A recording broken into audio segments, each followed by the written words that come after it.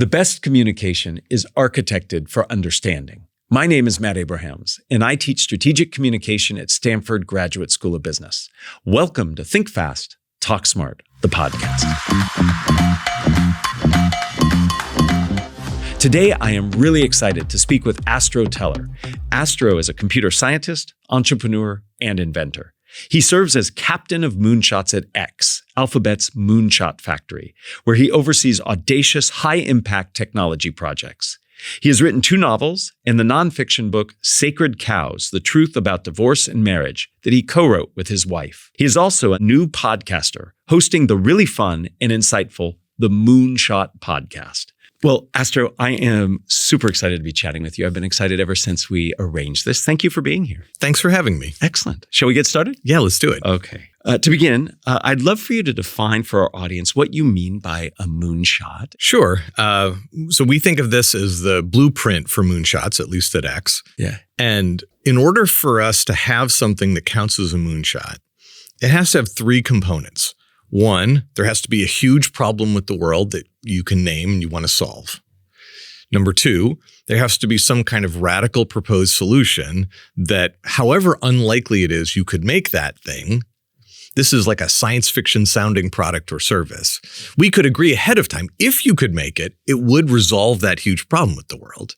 And then 3, there has to be some kind of breakthrough technology that gives us at least a glimmer of a hope that we could make that science fiction sounding product or service that would solve that huge problem with the world. Once you have those 3 things, we're not done. That means you have a moonshot story hypothesis. You have a testable hypothesis. And from there, the question is, how quickly can we verify that you're wrong so we can move on to the next idea? Because anything that fits those 3 criteria that I just named, exciting as they are, it is exactly because it is so unlikely to work that we have to be constantly pursuing the reality that each one of them is likely to be wrong. So the goal is actually to come up with these audacious ideas and strivings and then to, as quickly as possible, negate them. Yeah, of course, we want any particular moonshot we come up with to turn out to be a once-in-a-generation opportunity for the world. But since most of them aren't, wanting to win, wanting to get it to be right each time leads to sort of sadness after sadness, and denial kicks in that slows up the efficiency of being the learning machine that we would aspire to be, verifying which of the many that we've started is in fact worth doubling down on. You said several things there I want to dive deeper into. So you see this as learning, and it's a learning machine, as you said, which leads me to wonder, is there a particular type of mindset that you try to bring about in your organization that looks at it this way? Because many people don't think of projects this way. They start a project, they want it to be successful, not let's start a project and figure out all the reasons why it won't be successful. Can you talk a little bit about that mindset? Sure. Let me give you 1 or 2 examples. Yeah. I mean, the first is, if you were working at X, I would say, can we pre-agree before you've come up with something and then fallen in love with it? If it's a 1 in 100 chance of working, it has a 99% chance of not working, which means that if you tie your sense of self-worth to getting a yes, you're just lying to yourself. Right. And you're going to be disappointed. Of course, you think that you're the 1% and you're always going to win, but this can't be Lake Wobegon where we're all above average. Right. So that's one way to help put some intellectual guardrails around what we're about to go do. Here's another way of doing it.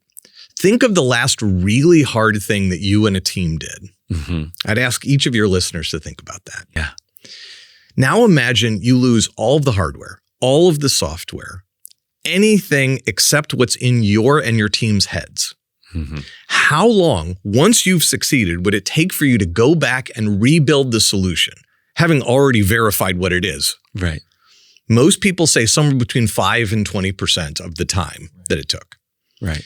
And for moonshots, it's much closer to 5% than 20%. Well, what are we going to, let's call it 10% on average. What are we going to call that other 90% of the work? It's learning. Yeah. Right. Most of the work isn't the making of stuff. It's the learning what to make.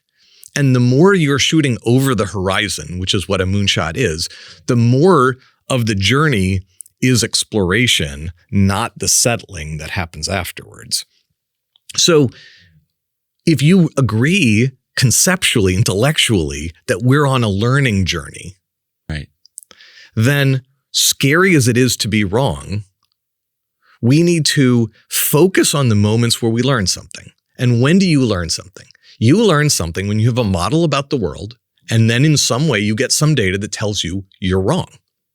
You learn nothing when you're right. At best, you sort of deepen grooves in your brain. Right. If you're wrong, whatever else we want to call it, that feels bad. That's a failure of a kind. Mm-hmm. If you hate failure, you will emotionally avoid that moment, which means you're emotionally avoiding learning. Mm-hmm. If we just agreed we're going to spend 90+% of our time learning, then we need to destigmatize failure so we can have our learning loops be as tight as possible. So a moonshot mindset is really about seeing learning as the goal. Yeah. How do you inculcate and support that? And how do you produce anything? For many companies, productivity is what's the goal. So how do you produce the amazing things that you've done and help people see learning as the goal, not productivity? It's very hard to prevent people from chasing progress. Right. Even at X, there's a decent amount of it, even though I'm constantly going around trying to stamp it out and redirect people towards learning. So it's not hard for the end result of a lot of learning to turn into something very valuable that looks ultimately like great progress.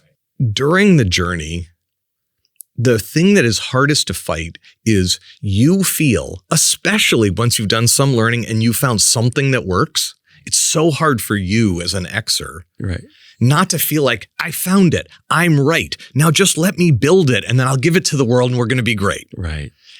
And I just have to say, we, the leadership at X, have to say over and over again, I know it feels like you found it and you know more about the teleporter, if that's what you're working on, than I do. Right.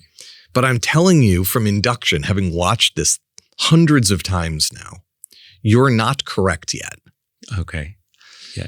You have a lot to learn, and what you think is the answer isn't the answer. It's not that I don't want you to be right. It's just my experience tells me you have a lot more to learn. So I need you to stay in learning mode, keep your humility and your curiosity really high for another 2 or 3 years. It's helping people do that that's really hard. I find it really interesting that humility and curiosity are what keep the flames going for learning. How do you capture the learning across the different teams? We had Amy Edmondson on, and she talks a lot about the right kind of failure and learning from the failure and the processes you can put in place. What are some of the best practices you've implemented? So if somebody learns something, that learning is cascaded so others can benefit from that learning. There's a bunch of different ways. I mean, the truth is, some of it is just institutional knowledge, and that's sort of a background radiation that's very real at X. Yeah. There are lots of things that we capture. We actually have a document called Headwinds and Tailwinds to remind us of some of these learnings. These kinds of things tend to be tailwinds in our experience. These kinds of things tend to be headwinds. That doesn't mean you can't ignore one of them if you want to or if you think it's worth it. But these are good reminders from the past that we've learned. We have maybe 20% of the people who work at X aren't on one of the projects. They're in these central teams. So this is like finance, legal, public policy, some business development, a lot of sort of hardware prototyping. And what happens is they go over here and they help the teleporter team. And then they go over here and they help the time machine team. Mm-hmm. And so they act as a kind of vector, transplanting interesting ideas and learnings from one team to another. So even if those teams don't talk to each other very much, because they share these central teams, the central teams can move good ideas back and forth. So you actually have a structural element where there are people sort of spoken hub, and those folks in the hub bring those learnings across. I find that really, really helpful for other people to think about in their organizations, how they might do that. Yeah, it is hub and spoke from a help perspective, but it is not, as the concept of the visualization of hub and spoke might imply, a highly top-down process. Right. Discovery is mostly a bottoms-up process. It's very hard to dictate. So you have to create some structure and guardrails, but then let people be pretty free range within those guardrails, or they won't ultimately find things that are unexpected. So you have to have just enough boundary setting to keep things moving forward, but not so much that people can't be creative. And we've seen that a lot. We've talked a lot about improvisation and how that mindset helps. And in improv, they have some rules, and that's what allows for that creativity. Right. Let me give you an example. Please. Obviously, we have to have a performance management system. It'd be kind of weird if we didn't. Right. The temptation across the whole world, so including at the Moonshot Factory, is to have our performance management system be one that rewards people for outcomes. You rang the bell, you got the $1 million or the big deal you signed, good for you, bonus, promotion, whatever that is. Right. That is the death of radical innovation. Because if I'm asking you to do things that have a 1 in 100 chance of success, and then you get rewarded on the basis of a yes, of a success, you will very quickly learn to pretend you're doing radical innovation, but find ways to get the safety of like, oh, this thing, okay, maybe it's not as radical, maybe it's not as innovative, but I'll dress it up so it looks like that. And I'm pretty sure I can make this work, even if it's not that exciting. And so I'm going to focus on this thing because I know I'm only going to get rewarded when I get a yes. All humans will do that. And so the performance management system we have directs people back towards the habits, not towards the outcomes. What are the kinds of things like humility and curiosity that tend to have wild success as a long-term side effect? And then you have to trust, and this is a big, scary trust fall, that those outcomes will happen when you focus on the habits.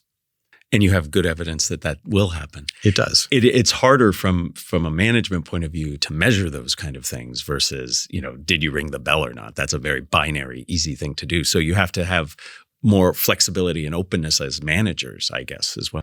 Yeah, and this is a struggle to this day at X. It is so much harder to train managers to hold people accountable to habits rather than to outcomes, that they routinely will try to find ways to kind of hack the system so that they can reward people for outcomes, or they'll gripe about their performance management system.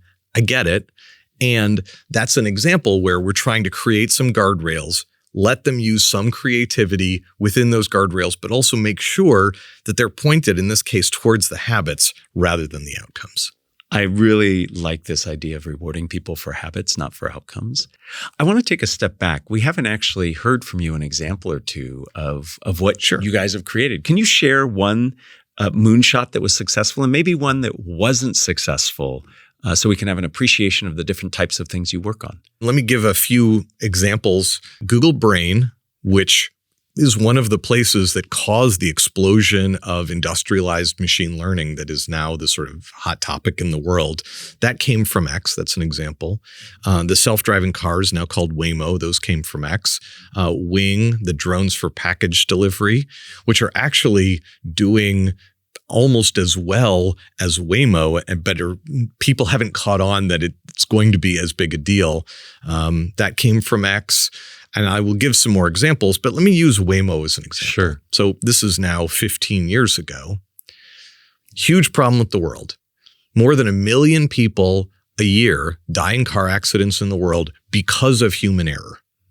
More than $1 trillion is wasted between sitting in traffic and all of the costs of the accidents, even leaving death aside. Between 1 million lives and $1 trillion, that's a problem worth fixing. Absolutely. Radical proposed solution. What if, just like we got to the place with elevators, where we realized you didn't have to have a human driving the elevator. You could just trust the elevator to drive itself. We can get behind the idea that if they could drive themselves, we could get to the place where these metal boxes, kind of like an elevator, take the passengers where they need to go, and you just push a button and say, here's where I want to go. And it takes you there much safer. And there's all kinds of benefits, including maybe particularly the lives that are being saved, because those metal boxes can now take themselves there much, much safer than a human driving the car. So that's the radical proposed solution. And then there was a set of, at the time, new technologies, how to coordinate LiDAR, radar, and cameras around a vehicle. There'd been some evidence before we started on what is now called Waymo from the DARPA Grand Challenges, the first of which in 2006 was won by Stanford here. That car was called Stanley. Huh. And DARPA, just so people understand, is something that the U.S. federal government, it's a funding source for creative ideas that can be used for defense and other things. Exactly. And so there was this worldwide, or at least countrywide, grand challenge that was announced about cars that could drive themselves. And while even in the second time it was run, there were 3 groups that completed the 150 miles. They were out in a desert. It was, 1/1000th the difficulty of what Waymo currently has to do. But it was enough evidence that maybe, just maybe, it was time. I love that example. And many people listening perhaps have not seen a Waymo or been in one. I have, and where I live is where a lot of them were tested. So I'm a little more used to it. It is freaky to be in the back of a car that has no driver, but it is absolutely cool as well. I want to come to something that you just did. You just told us not just about Waymo, but you told us a story. How important is storytelling in defining and realizing moonshots? I think storytelling is phenomenally important. But I watch people at the Moonshot Factory get a little bit confused about this. At least when I say storytelling, I don't primarily mean marketing or just getting someone excited. I mean, if you worked at X and you're proposing that we start a moonshot for teleportation, let's say, I need from you an architecture of understanding. Where are we? Where are we trying to go? What makes us think we might be able to get from where we are to there? And how should we interpret things along the way? What's that set of lily pads that you can envision? You'll be wrong. I'm fine with the fact that you're wrong. But if you can't paint that picture so that we have a hypothesis to test, it's very hard to get behind the idea that the upside of getting there will be worth the risks if you can't even paint an idealized picture of how we would get there in a controlled way where the costs aren't out of control, where nobody gets hurt, et cetera. The idea of an architecture of understanding is what a story provides. And the outcome of the story for you that's important is a hypothesis that can be tested. And that's a really unique way, I think, of looking at storytelling. So you've added podcast host to your list of titles and accomplishments. What do you think about the hosting gig, and what motivated you to start the show? I listen and I love it. I've learned a lot. It's really cool for me to be in person with you after having listened to you in my headset for a long time. What brought it about? Well, first, if people are interested, they can just look up Moonshot Factory, Moonshot Podcast. Yeah.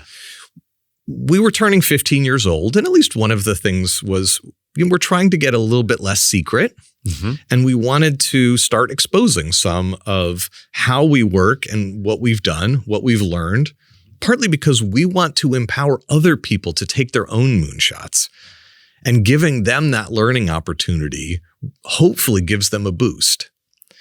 Rather than me just blah-blah-blahing about moonshot taking, what we've done is we've sliced it up into about 50-minute episodes, 10 of them in the first season, where we've given people who've come through the Moonshot Factory a chance to tell their stories, what they've learned. So you get to hear in the first person what it was like to be taking those moonshots. And these are some people who are now luminaries in their field, Sebastian Thrun or Andrew Ng or Jeff Dean and others, and sort of how did we get to something like Google Brain? How did we get to something like Waymo, the self-driving cars? And when you hear from them the mistakes they made or those initial things that gave them the faith to start, that seed crystal that they thought was worth building on, I hope it then helps other people not only understand us and the moonshots we take, but inspire them to go do some of their own. It's very inspirational, and it's really cool to hear in their own words what they've done. And there are learnings that come. I have listened and thought differently about ways I team with people and the ways that I think about the decisions I need to make. So I'm excited that you're doing it, and I'm excited to listen to season 2. Before we end, I ask all my guests 3 questions. One I create just for you, and then the other 2 are similar. Are you up for that? Sure. I'd be very curious, what's a current moonshot you're working on that has you really excited? We started this about 8 years ago. This is very typical of the moonshots we take. They seem crazy when we start them, and then at least occasionally, much later, they turn out to be in the right place at the right time, is a moonshot for the electric grid. It turns out that everyone would like to make software that helps the electric grid get better, including us. And you can't. You can't until somebody has a circuit diagram for the grid itself.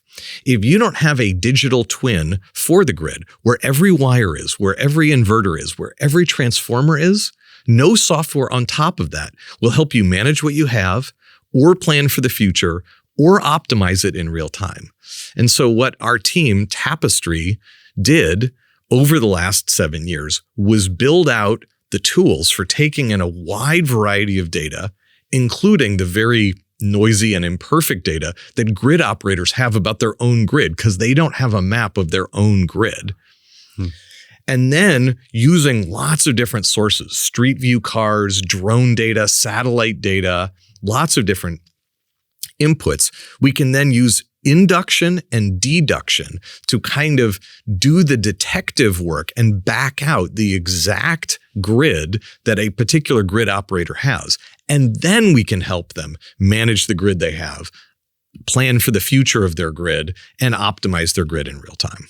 So it's as if you've decoded the genome for the grid, and now we can do some work with it. Exactly. That sounds very useful and hopefully very beneficial. Question number 2, who is a communicator that you admire and why? I enjoy giving public talks. And so oration has always been very interesting to me. And I have watched a wide variety of public speakers, not because I'm going to be any one of them, but to understand how each of their patterns functions. So, Martin Luther King Jr., great speaker, his preacher style, there are things you can learn from that. James Baldwin, amazing speaker, not a preacher, somewhat professorial, but with like a calm angriness because of the specifics of the life that he led.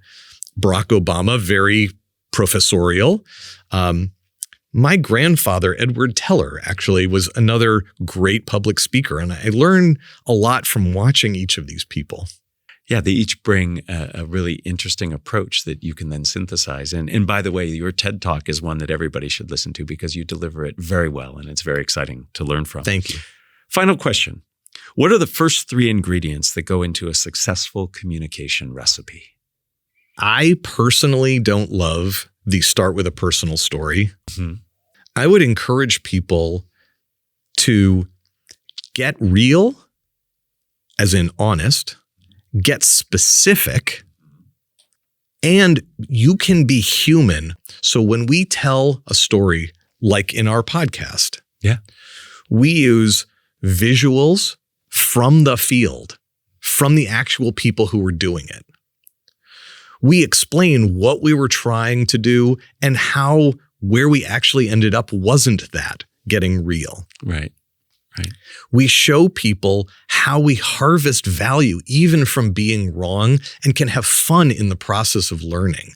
And when you get a cycle of those 3 things, while that doesn't feel like, Mary Jane in Idaho start of the sort of New York Times article, it is deeply human. You can feel what it feels like for these people to go through it. It's exciting. It's meaningful. You can see yourself in it. It's memorable because of those things. So that's how we try to do it. Be real, be specific, be human. And all of that allows you to connect through emotion. And I appreciate that recipe. And I appreciate this conversation, Astro. This was fantastic. You talked about architecting to understanding, and you certainly did that for us. And I hope all of us can build these habits and reward ourselves for these habits and not just outcomes. Thank you for your time. Thank you. That was a lot of fun.